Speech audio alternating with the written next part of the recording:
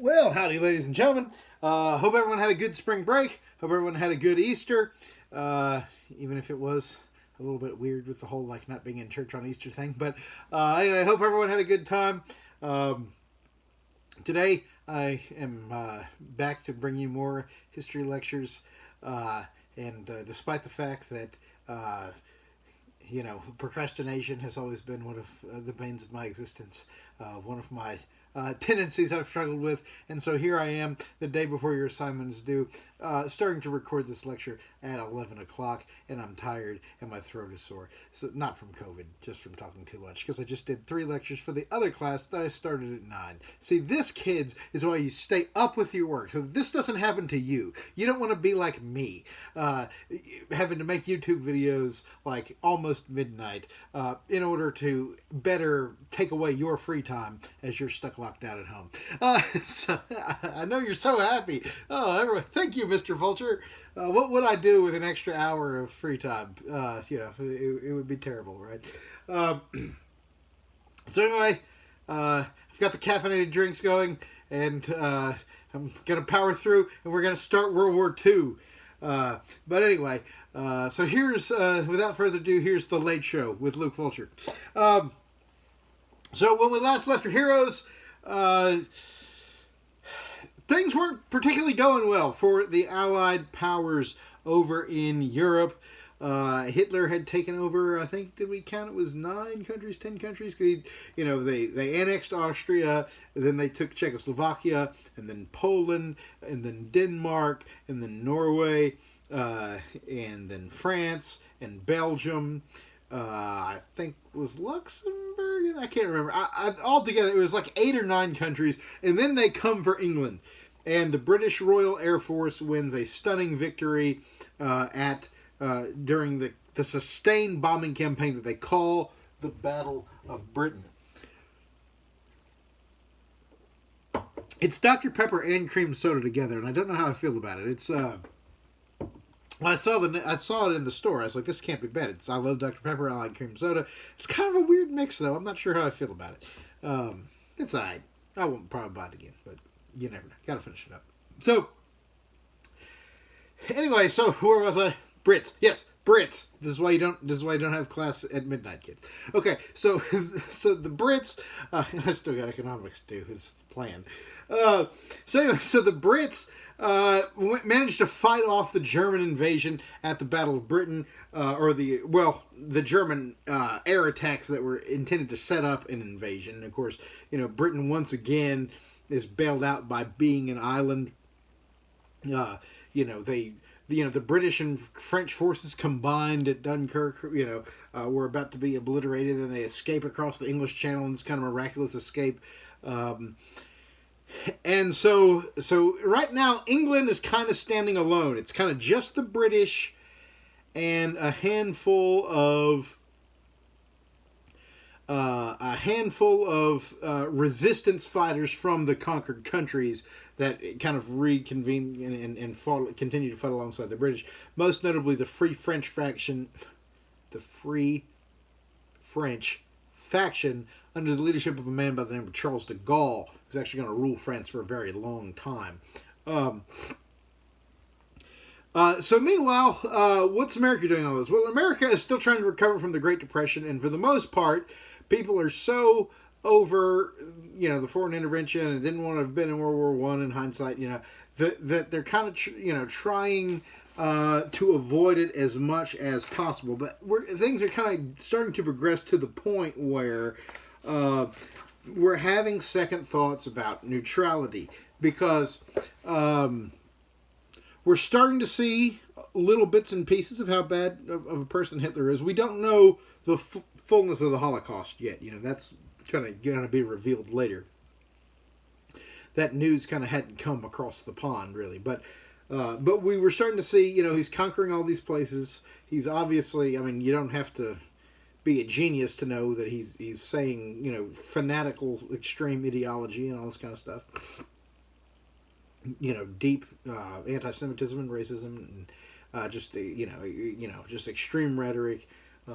He's talking about functionally conquering the world. And so America, though, has a hard time at first kind of overcoming just the mood of post-war isolationism. And that little sense of isolationism was made stronger by the fact that there was some Allied resentment there was some American resentment that the Allies hadn't repaid their war debt. And then there is also this sense of, hey guys, don't forget we've got the Great Depression rolling. Let's maybe try to fix this economic crisis before we, start trying to go fight for other countries. And in fact, there was a kind of isolationist / pacifist kind of united front movement that was known as the America First movement. And if you remember a few years back, then candidate, Trump made some statements about having an America First foreign policy, and it was this huge controversy. And you might think, why was it a huge controversy that he would use that term? Well, because the reality is the first use of, America First, a lot of those people, including Charles Lindbergh, who was a very famous America First organizer, they were isolationist and so on, but they also, some of the America First movement started to descend into kind of like a pro-German view. Like Lindbergh, was pretty pro-Nazi, or at least, flirted with that. So that's kind of why that sent so many alarm bells out. Now, I don't think he's that careful of a student of how to use his words, so I don't know if I doubt that was really intentional, like some people try to make it sound like, but so the America First Committee was among the various people that's kind of lobbying for us to stay off it. But one thing that begins to happen, though, is as more and more countries get gobbled up by the Nazi, blitzkrieg and the Nazi war machine, we're starting to say, is it inevitable that at some point we're going to be the last democracy standing on the earth if we don't do something? And is it inevitable that if Hitler conquers Europe, that he'll eventually turn his attention to us? And so there gets to be, a lot of people start turning in the direction of, look, as much as I hated World War I, maybe we do need to kind of go and intervene. For his part, President Roosevelt kind of starts taking kind of baby steps towards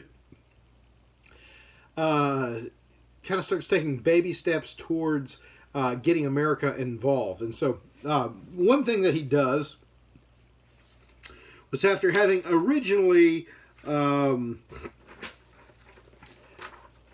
favored neutrality, they wind up establishing kind of what they call a cash and carry policy, which says that we wanted to, we were able to sell arms and supplies to the belligerents, but they had to be carried, they had to be paid for in cash, so there's no loans. Why are there no loans? Because we're angry that Britain and France didn't pay us back last time. So you have to pay us in cash, and you have to carry the goods back to your country with you. Why are we trying to do that? Imaginary hands go up in the air. Oh, Mr. Fulcher, I remember from the last chapter, because the Lusitania. Yes, you got it. You got it correct. Because we didn't want to have... It's so bad I'm talking to an imaginary audience here. Okay, so... I need some more human contact. Okay, so you've got the Lusitania situation, which helped pull us into World War I, where Germany alleged that we were carrying supplies to Britain. We don't know if that's really the case or not. But either way, the idea is we don't want American merchant ships carrying goods from one side of the other, because that seems like a way to invite a replay of the events that drug us into World War I, and we didn't want to do that. But Roosevelt does allow arms sales on the cash and carry basis. In 1940, Roosevelt makes a surprising decision.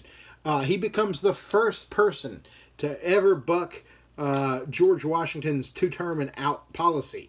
And he decides to run for a third presidential term. The only other person to consider a third term was his cousin, Theodore Roosevelt. But Theodore Roosevelt took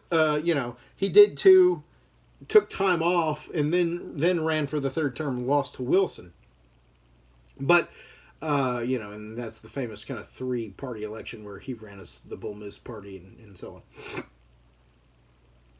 on. This time, Roosevelt, in 1940, he's matched with a fellow by the name of Wendell Willkie, who actually was a former New Deal Democrat and thought that the New Deal went too far, switched parties on everybody, and ran against FDR. But FDR won pretty decisively. History moving in circles, just as Woodrow Wilson ran on the slogan, "He kept us out of the war." FDR, his third term running, he kept pushing this quote of, "Trust me, your boys are not going to go be sent to a foreign war." Well, not so much. Although, as we'll see, the war is sort of brought to us a little, in a way that we really couldn't have avoided it if we wanted to. But by then, honestly, if I'd have been alive in 1940, I probably would have been saying, you know what, we need to start helping the British out, because this is a bad situation. You don't want a man as obviously crazy as Adolf Hitler taking over all of Europe, and that's functionally what he had accomplished. There's not much of Western and Central Europe left. He's about to. We'll talk about how he brings the Russians into the war and so on, and in the future here. But obviously Eastern Europe, he's fighting the Soviets pretty hard. But I don't think they're there yet. But as far as this stage of the war, Western Europe is pretty darn well overrun by Nazis.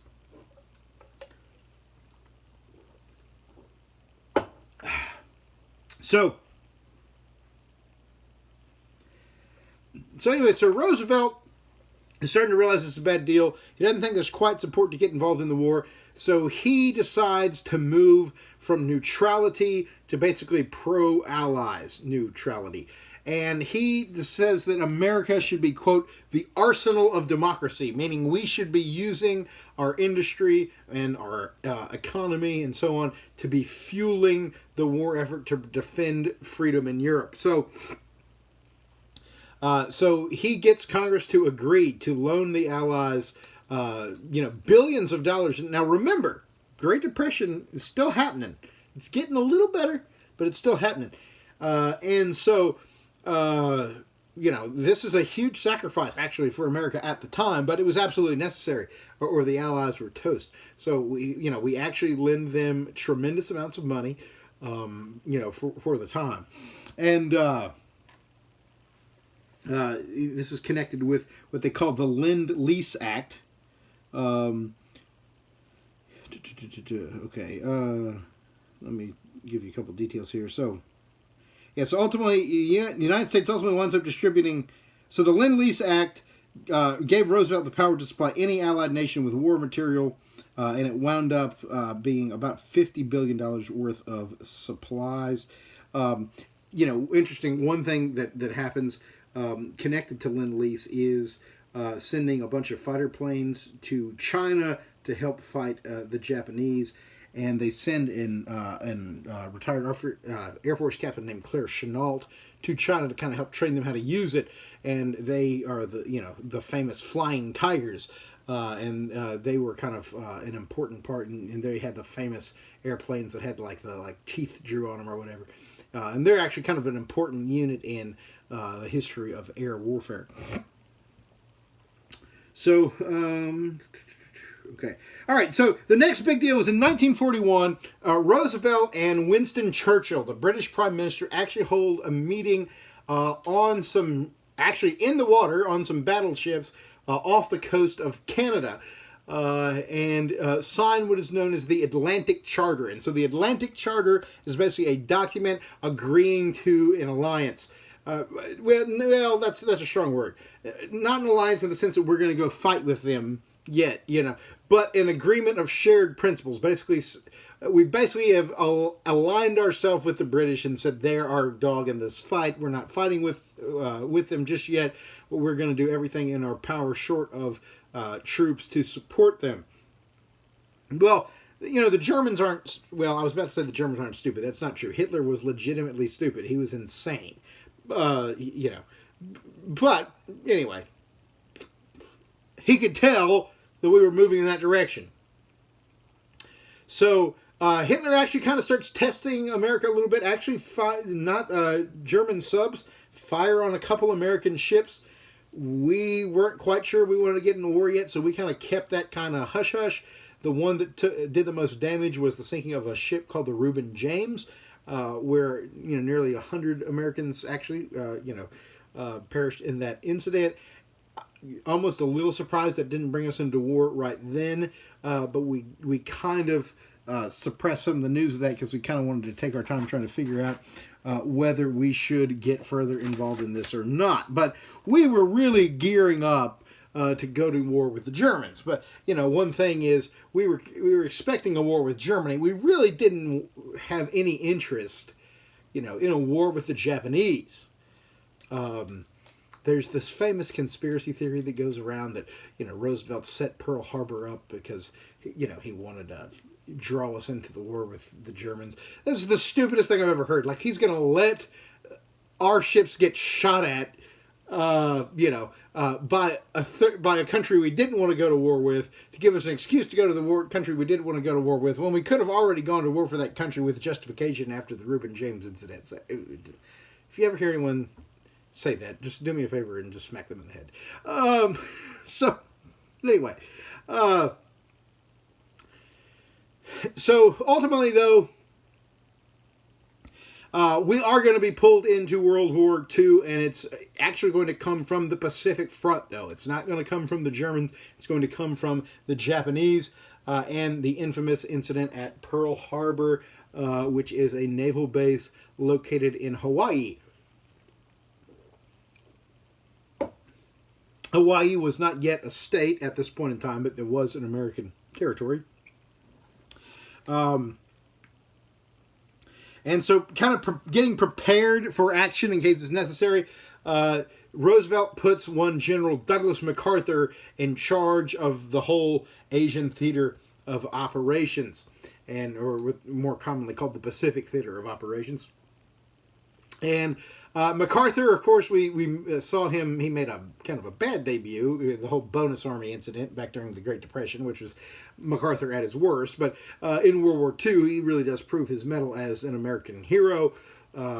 He's kind of this famously imperious personality. Kind of thinks he was God a little bit. Definitely some delusions of grandeur there. But there's. You see these pictures of him just chomping on a massive cigar with the shades on and the army hat or whatever. And he just looks like he should be in control of the army. But at times would make some mistakes here and there. But at times would have moments of just raw strategic genius. And so he made some very bold moves, especially in the Korean War. He's also going to be in charge of the Korean War as well at the beginning of that conflict. So MacArthur, very important person in American military history. Very nearly became president of the United States. Decided against running, but was very much in the very much being discussed at one point in time for that goal. But MacArthur is put in charge. And as the war starts to rage in the East in World War II, it's going to be carried on by MacArthur and the head of the admiral in charge of the Navy, Admiral Chester Nimitz. The war in the Pacific is going to be very much a naval war. The Army is going to be involved, but Navy and Marine Corps are going to handle the brunt of the action in the Pacific. So, December 7th, 1941, a date that, as a wise man once said, will live in infamy. And he was correct about that because we're still talking about it all this time later. It was a Sunday morning. It's kind of, things were kind of quiet. And all of a sudden, over Pearl Harbor Naval Base in Hawaii, you have a number of Japanese fighter planes and bombers come by to shouts of Tora, Tora, Tora, which was code for Tiger, Tiger, Tiger, which was one of the mission code names. The commander in charge, a man by the name of Yamamoto, if I'm not mistaken. Let me double check. That was Yamamoto, right? Fuchida in that battle. Okay, I thought it was Yamamoto. Anyway, they opened fire on the base there in Pearl Harbor. We were not really in a state of real readiness, so we kind of have to throw together a response. I think our casualty rate was over 3,500 killed, plus another 1,200 wounded. But the most important thing is that most of our Air Force got destroyed. I mean, they took out the majority of the planes that we had. They sank 3 battleships and damaged 16 other warships. The one thing that saved our butts was that we had our aircraft carriers, a couple of them were off at sea and weren't there for it. And the thing about, so an aircraft carrier, if you're not familiar with that, you've probably seen them in movies or whatever, even if you're not up on military things, but, they're ships that, have runways on them, and they have, they're, as the name implies, they carry aircraft. So there can be, dozens of planes can take off of these aircraft carriers. And aircraft carriers really are what made the naval war in World War II. It was not battleships that was the main thing people needed. It wasn't even submarines. It was mainly these aircraft carriers, because if you have an aircraft carrier, a lot of times how naval battles would work would be, these carriers, there would be planes taking off of them, and you'd kind of have these coordinated air and sea attacks and stuff. Had those aircraft carriers just been sitting there at the dock on Pearl Harbor, it would have been hard for us to recover. But as it was, the Japanese missed those. And the other thing was they kind of abandoned ship a little too fast. They, if they'd have come back for maybe a third run, they may have really crushed us down to nothing. Either way, our naval and air capacity in the Pacific was severely damaged by Pearl Harbor. And as we go into the war, the first year of the war, honestly, is mainly us getting our butts kicked by the Japanese. It does not go very well for Uncle Sam for the first year. But we'll see the turning point toward the close of the video or in the next one. So, obviously, this is an overt act of war. Wars come to us whether we want it or not. So, Roosevelt obviously goes immediately to Congress to ask for a declaration of war against Japan. They overwhelmingly vote in favor. I think there was maybe only one dissenter voted against it. One Jeannette Rankin. And so, who was, I think, the first female congressman, I think, if I'm not mistaken. Ultimately, he immediately goes and requests a declaration of war against the Germans as well, and the Germans declare war on us. So the Americans and the Germans also declare war on each other in a very short period of time. So we go from not being at war to now being at war on multiple fronts. Over here, in what they call the ETO, or the European Theater of Operations, we're fighting the Germans, and then also the Italians as well. Mussolini's fascist Italy, and we'll, in particular, we're going to battle some Italians in North Africa, which is actually the first place that our troops land. Meanwhile, over in the East, in what they call the Pacific Theater of Operations, we were fighting the Japanese, along with British soldiers that had largely been stationed in British colonial possessions like Burma and Australia and places like that. And then with China was one of our main allies in the East as well. So, let's see. So, ultimately, the next thing that the Japanese do after Pearl Harbor is they come after the Philippines, which, if you remember, was an American protectorate. Remember, we're talking about, Emilio Aguinaldo, had led that insurrection against our control there. We gained it after the Spanish-American War, and then, we kind of fought kind of that counterinsurgency against Aguinaldo, who was fighting for independence. We still controlled the Philippines at that point in time, and the Japanese wanted it. And the Japanese, really their goal, they wanted to create what they called, quote, the Greater East Asia Co-Prosperity Sphere, which basically meant they wanted to take over Asia in the Pacific. So really what they wanted to do was they wanted the Japanese Empire really to stretch from northern China all the way to Australia. And, basically control that part of the world. In particular, though, Japan is not always a place that has some. Excuse me, nose itching. And it's like everyone has you like scared to touch your face now. So it's like, what do you do? Anyway, so Japan is, not the place that has the most natural resources of any place in the world. So they needed to, in their mind, take over certain colonial possessions to gain control of oil supplies and different natural resources that they needed.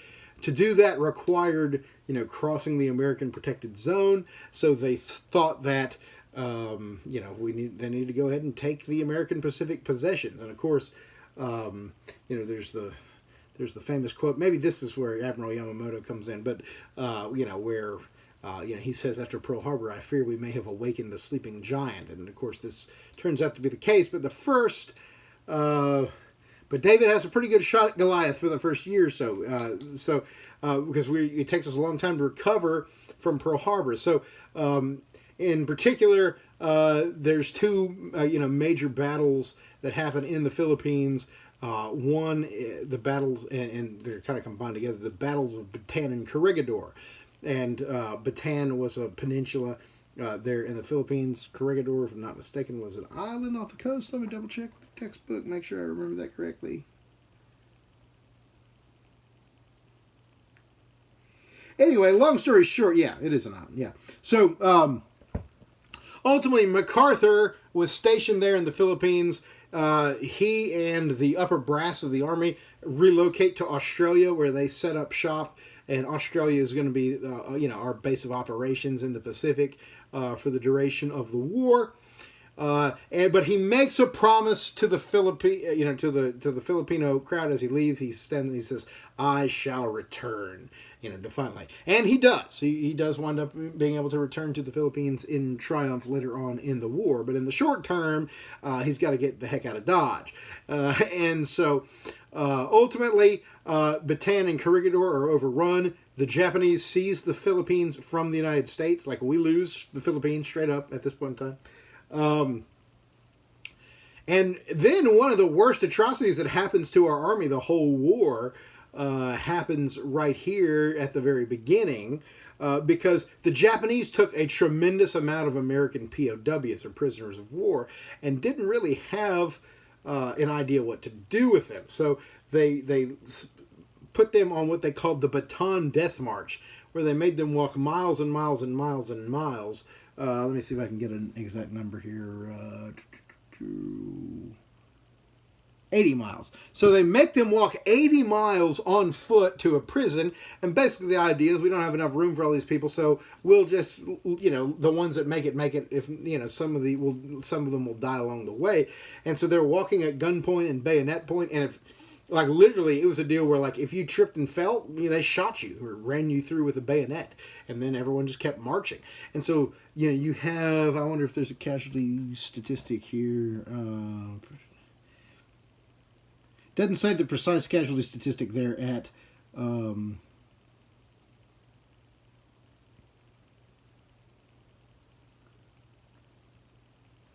Bataan Death March, but it was a terrible, terrible thing, and lots of Americans died in the process. So, anyway, our first real successful strike at Japan was actually some air raids that were done under the command of one Jimmy Doolittle. The famous Doolittle raids were done using the B-25, which was a bomber that could take off at sea. And so 16 of these B-52s got on a carrier known as the USS Hornet. It was under control of Vice Admiral Bull Halsey. And so the plan had required us to take off from 400 miles off the coast to go launch these bombing raids, which hit Tokyo and some other major cities. But we wound up getting spotted ahead of time, and we thought maybe they had read it. So we actually wound up having to attack from traveling 600 miles instead of 400. But the Doolittle raids wind up really kind of messing with the Japanese heads a little bit because, people are like, kind of, where do these planes come from? Because they went kind of deep within enemy-controlled, waters to launch these attacks. And so the Doolittle raids that hit Tokyo or some of kind of our first little successes. But meanwhile, but it didn't really do, it didn't have a tremendous amount of damage done by them, but it was psychologically important. But there's a series of Japanese victories throughout, going as deep as kind of May of 42. But May of 42 is the furthest that the Japanese get. And then you have two kind of back-to-back battles as the Japanese start pushing further south into Australia. A combined American, Australian, and a few other countries.